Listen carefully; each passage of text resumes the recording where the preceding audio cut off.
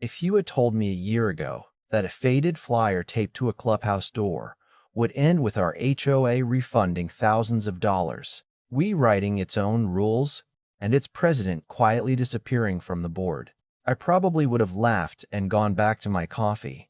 Around here, people complain, people grumble, people threaten to look into it, then life gets busy and nothing ever changes. That's just how these neighborhoods usually work. But sometimes all it takes is one question that nobody wants to answer. And once that question is asked out loud, the whole thing starts coming apart faster than anyone expects. My name's Ethan Walker, and until all this happened, I wasn't trying to be some neighborhood hero. I lived in a quiet 72-unit townhouse community just outside Greenville, South Carolina, the kind of place where every mailbox matched. Every lawn looked almost exactly the same, and everyone knew each other's dogs before they knew each other's last names. Most mornings I'd wander over to the clubhouse with a travel mug full of coffee because the Wi-Fi there was better than the one in my unit. I'd answer emails, chat with whoever happened to stop by, maybe watch a couple retirees argue over college football while the smell of chlorine drifted over from the pool outside. It wasn't fancy, but it was ours, and I think that's why none of us questioned it when the board announced they were going to renovate it. The email landed in everyone's inbox on a Tuesday afternoon with bright digital renderings that honestly looked more like a boutique hotel than our tired old clubhouse. There would be new furniture, upgraded internet, expanded meeting space, modern lighting, even a little coffee corner where residents could gather. The board called it a temporary inconvenience that would make our property values stronger in the long run, and along with the announcement came something called a temporary community improvement assessment. That was a polished way of saying every homeowner would pay extra. Nobody liked another fee, but most people shrugged and figured nice things cost money. The renovation, they promised, would take 3 weeks. 3 weeks sounded reasonable. I paid my assessment, tossed the receipt into a drawer, and thought about it exactly 0 times after that. Then 3 weeks became 6. 6 became 10. Before long, almost 4 months had slipped by, and the clubhouse still looked exactly the same every time I walked past it. The windows were covered with brown paper from the inside. The front doors stayed locked, and a laminated sign hanging from the handle simply read "Phase Renovation in Progress." I must have read those 4 words 50 times. They started feeling less like an update and more like a magic spell designed to stop people from asking questions. The strange part wasn't that the project was late. Construction gets delayed all the time. The strange part was the silence. There were no contractors' trucks, no delivery vans, no dumpsters full of drywall, no workers carrying lumber or paint, no sound of drills or hammers echoing through the parking lot. Every morning, I'd slow down as I walked past, half expecting to finally hear somebody inside. But there was nothing, just quiet. One afternoon, I walked up to the front entrance after grabbing my mail and rested my hand against the glass door. It was cool to the touch from the air conditioning still running inside. I leaned closer and peeked through a tiny gap where the paper hadn't completely covered the window. The chairs hadn't moved. The old sofa was still sitting against the wall. Even the faded bulletin board was exactly where it had always been. If they were renovating the place, they were doing an incredible job of leaving everything untouched. That night, while eating leftover chili at my kitchen counter, I opened the HOA's quarterly financial report. I wasn't looking for a fight. Honestly, I just wanted to know what was taking so long. Buried halfway down the expense page was a line that caught my attention. Community Center Modernization Project. Total expenditures to date, $89,400. Below that, one category stood out like a flashing red light. Strategic Design and Project Consulting, $61,000. I stared at the screen for a long minute before reading it again. $61,000 for consulting? Consulting on what? The building hadn't changed enough to justify replacing a welcome mat, let alone spending that kind of money. Maybe there was an explanation. Maybe I just didn't understand how these projects worked. So I did what I thought any reasonable homeowner would do. I emailed the board president, A man named Daniel Pierce, who always looked like he'd just stepped off a golf course. Perfectly pressed polo shirt, expensive sunglasses even on cloudy afternoons, and a smile that somehow managed to feel rehearsed. My message was polite.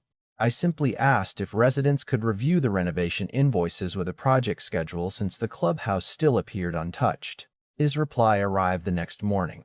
It was only 3 sentences long.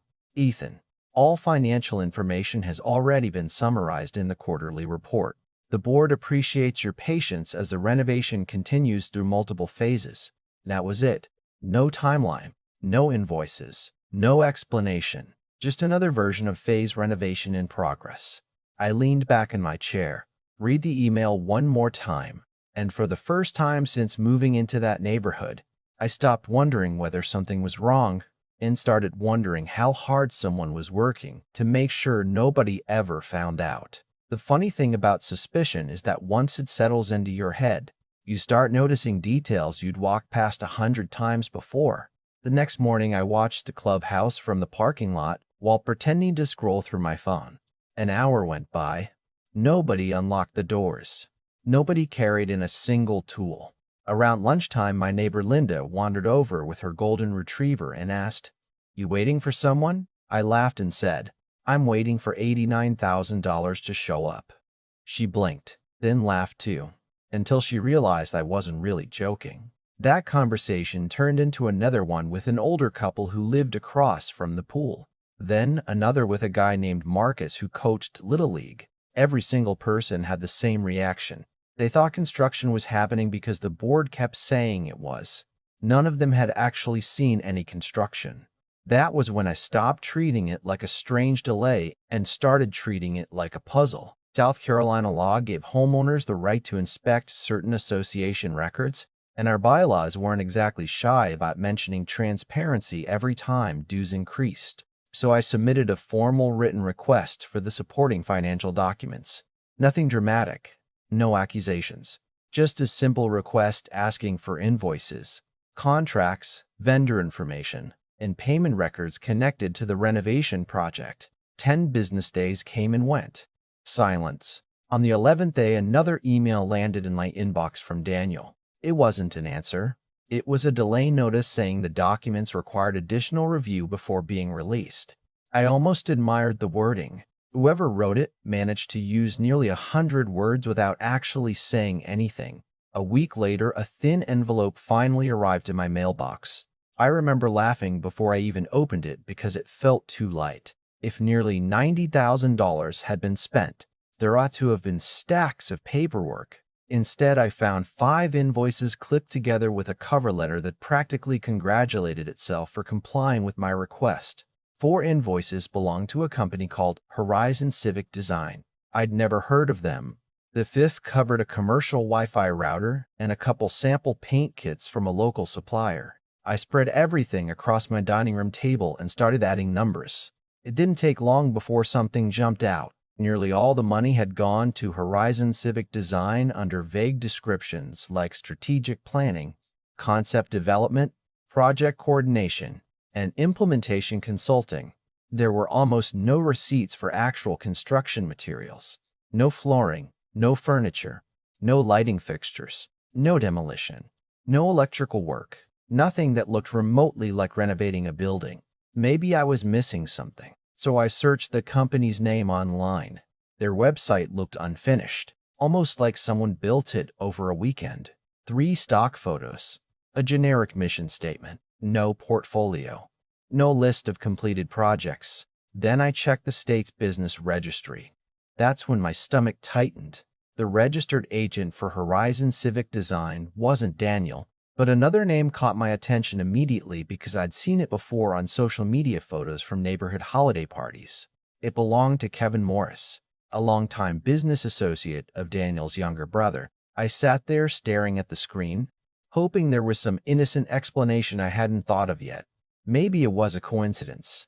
Maybe there were dozens of Kevin Morris's. But another search connected the same company address to a small office building owned by a partnership that included Daniel's brother. At that point, coincidence started looking an awful lot like convenience. I called Linda first. She came over carrying blueberry muffins she just baked, and instead of talking about recipes, we spent 2 hours spreading papers across my kitchen table. Tell me I'm crazy, I said. She studied the invoices, took off her reading glasses, and quietly answered, "You're not crazy, but someone thinks the rest of us are." Word traveled faster than I expected. Within days, a half-dozen homeowners were sitting around my dining room comparing assessment statements and financial reports. Marcus pointed at one invoice and frowned. Consulting for what? Picking out 2 chairs? Another neighbor, Janet, who'd worked as an accountant before retiring, noticed several invoices were approved on the exact same day, despite supposedly covering work performed over 3 different months. "That's sloppy," she muttered. "People get lazy when they think nobody's looking." Suddenly, this wasn't just me asking questions anymore. It was a group, and groups are harder to ignore. The next monthly HOA meeting was held in the temporary leasing office because, ironically, the clubhouse was still unavailable. Every folding chair was occupied. People who usually skipped meetings altogether suddenly showed up 15 minutes early. Daniel walked in wearing that same polished smile he'd perfected over the years. But I noticed it faded for just a second when he saw how full the room was. The meeting started with landscaping updates, pool maintenance, and a reminder about trash bins. Finally, they reached new business. I stood up before Daniel could move on. "I'd like to discuss the clubhouse renovation." The room went quiet enough to hear the air conditioner kick on. Daniel folded his hands together. "We've already provided a financial summary." I nodded. "You did." Then I requested the invoices. I held up the folder. "These are the invoices you sent." He glanced toward the association attorney sitting beside him, and I laid copies across the front table one by one. "Can you explain why over $60,000 went to a consulting company connected to your family's business associates, while the clubhouse hasn't actually been renovated?" His smile disappeared. Someone behind me whispered, "Wait, what?" Daniel cleared his throat. "You're misunderstanding how phased projects operate." "Maybe," I replied calmly. "Then help me understand." "Because from where I'm sitting, we've paid for a renovation that exists mostly on paper." His voice sharpened. "Mr. Locker, you making serious allegations?" "No," I answered, looking directly at him. "The invoices are." For several seconds, nobody spoke. Then Janet raised her hand. "I'd like that question answered too." Marcus stood up next. "Me 3. Another homeowner asked why vendors hadn't been competitively selected. Someone else wanted to know why residents never voted on the assessment increase. The questions came faster than Daniel could answer them. His responses became shorter, more defensive, more irritated. At one point, he actually said, "The board doesn't have time to explain every financial decision to individual homeowners." A woman near the back immediately fired back, "They're not your decisions. It's our money."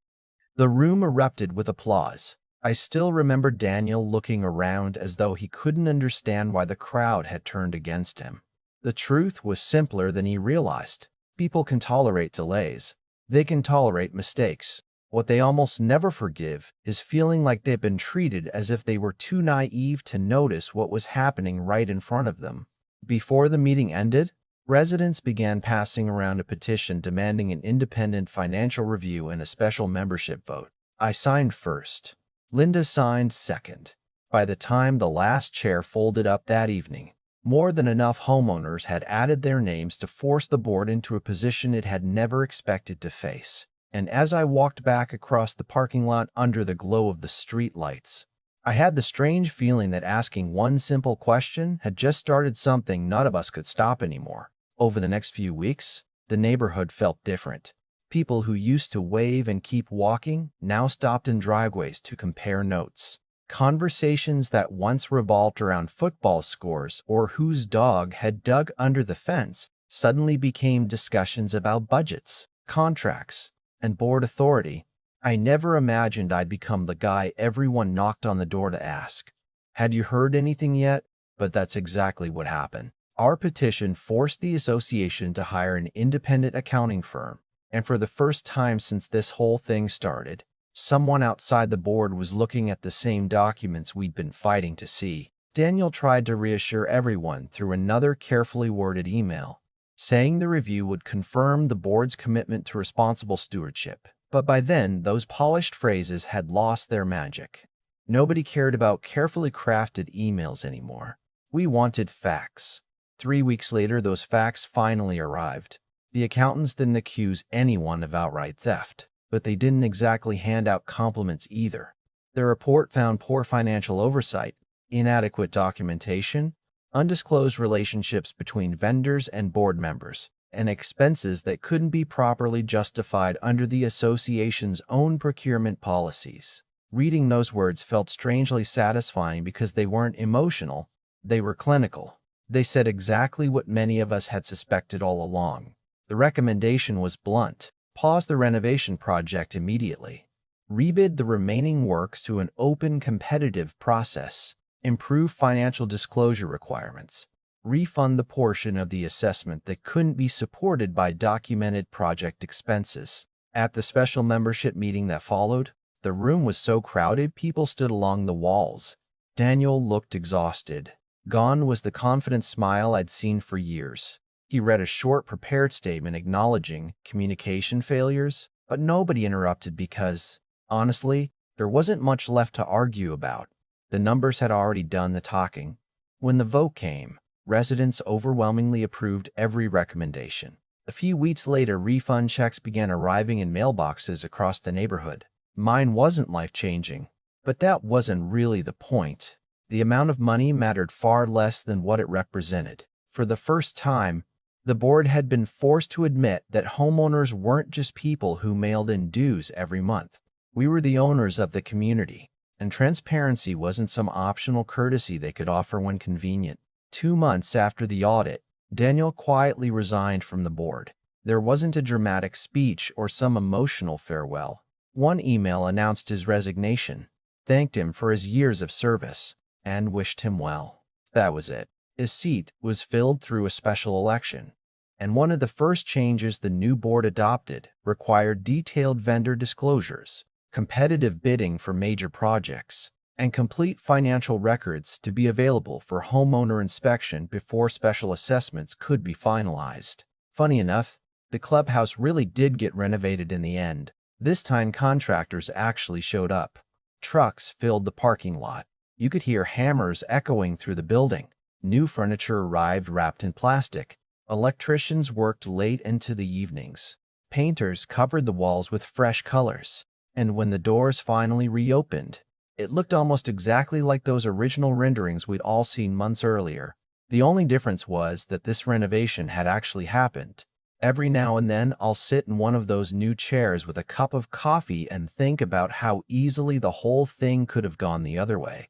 If I'd accepted that first vague email, if Linda hadn't looked over those invoices, if our neighbors had decided it wasn't worth the trouble, none of this would have changed.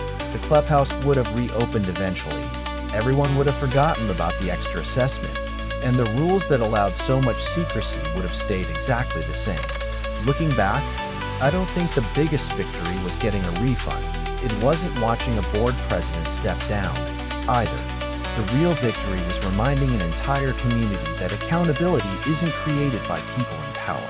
It's created by ordinary neighbors willing to ask uncomfortable questions and refuse easy answers.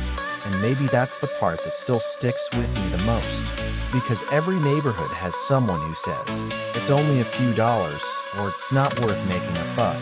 Maybe they're right sometimes, but sometimes a few dollars reveals something much bigger hiding underneath.